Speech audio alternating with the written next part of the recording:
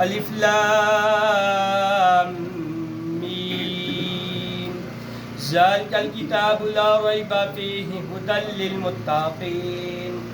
الذين يؤمنون بالغيب ويقيمون الصلاة ومما رزقناهم ينفقون والذين يؤمنون بما أنزل إليك وما أنزل من قبلك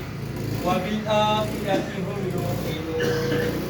أولئك على هدى من ربهم وأولئك هم المفلحون إن رحمة الله قريب من المحسنين وما أرسلناك إلا رحمة للعالمين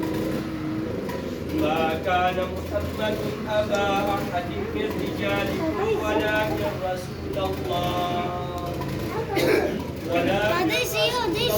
وخاتم النبيين وكان الله بكل شيء عليما